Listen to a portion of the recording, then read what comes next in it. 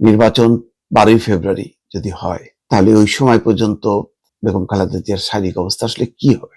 তার অবস্থা তারেক রহমান আসার পর থেকে যেটা প্রকাশ করা হচ্ছে, সেটা সংকটের কথা বলা হচ্ছে।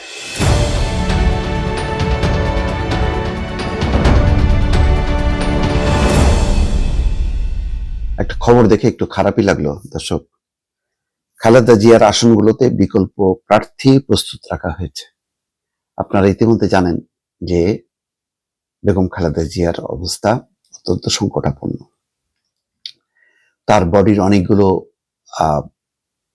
বিষয় বা অর্গান, সেগুলো ফাংশন করছে না।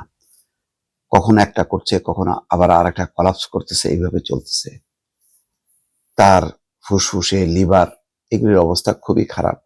তার মধ্যে ডায়ালাসিস হয়েছে, রেজাল্ট কি হবে জানি না, গত রাতের কথা শুনেছি। বগুড়া, দিনাজপুর এবং ফেনীর 3টে আসন থেকে তার পক্ষে মনোনয়নপত্র সংগ্রহ করা হয়েছে, সেগুলো আজ জমা দেওয়ার কথা। তো এদিকে এর বাইরে এখানে খবরে বলা হচ্ছে অন্তত 15টি আসনে প্রার্থীতে রদবদল এনেছে। মাঠ পর্যায়ের জরিপ, অসন্তোষ, রাজনৈতিক সমীকরণ বিবেচনায় ধানের শীষের বিজয় নিশ্চিত করতে পরিবর্তন আনা হয়েছে 15টা। আজকে শেষ মুহূর্তে হয়তো পরিবর্তন হবে এবং ধারণা করা হচ্ছে যে হয়তো 1 দিন বা 2 দিন নমিনেশন পেপার জমা দেওয়ার শেষ তারিখ বাড়তে পারে। তো বেগম খালেদা জিয়ার অবস্থা, কালকেও তিনি তারেক রহমান মায়ের কাছে ছিলেন।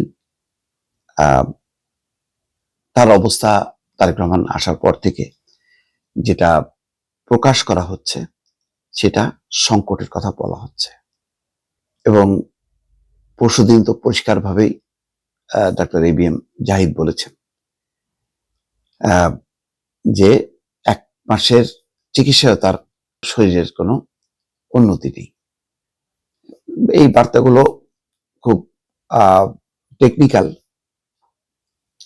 ডাক্তারি কিছু ভাষা পরিভাষা আছে, সেগুলো থেকে বোঝা যায় যে পরিস্থিতি ভালো না।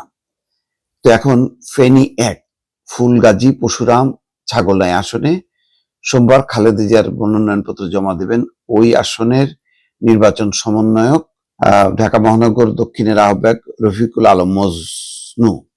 খালেদা জিয়ার পক্ষে বগুড়ার 7 আসনে উপজেলা বিএনপি সভাপতি, সাবেক উপজেলা পরিষদের চেয়ারম্যান মোর্শেদ আলম এবং দিনাজপুর 3 আসনে সাবেক পৌর মেয়র সৈয়দ জাহাঙ্গীর আলম মনোনয়নপত্র নিয়েছেন। তো বোঝাই যাচ্ছে যে মোর্শেদ আলম এবং জাহাঙ্গীর আলম প্রথম আলোকে বলেছেন, দলের শীর্ষ পর্যায়ের নেতাদের নির্দেশনায় তারা নিজেদের জন্য মনোনয়নপত্র সংগ্রহ করেছেন। চূড়ান্ত নির্দেশনা পাওয়ায় তারা মনোনয়নপত্র জমা দেবেন ফাইনাল নির্দেশ পাওয়ার পরে। 15টা আসনে প্রার্থী পরিবর্তন করেছে। এখন পরিস্থিতি যাই হোক না কেন, এরকম একটা সময়ে বেগম খালেদা জিয়া নির্বাচন করতে পারবেন কি পারবেন না, এটা দল নিশ্চিত না, কেউ নিশ্চিত না, ডাক্তাররাও নিশ্চিত না। নির্বাচন 12ই ফেব্রুয়ারি যদি হয়, তাহলে ওই সময় পর্যন্ত বেগম খালেদা জিয়ার শারীরিক অবস্থা আসলে কি হবে? বুঝতে পারছেন যে কি পরিমাণ একটা অনিশ্চিত অবস্থার মধ্যে যাচ্ছে। এই মুহূর্তে খালেদা জিয়ার নির্বাচন করাচ্ছে, খালেদা জিয়ার জীবনটা বাঁচানো, জীবনটা রক্ষা করা, সুস্থ করে তোলাটাই হচ্ছে সবচেয়ে বড় চ্যালেঞ্জ দর্শক।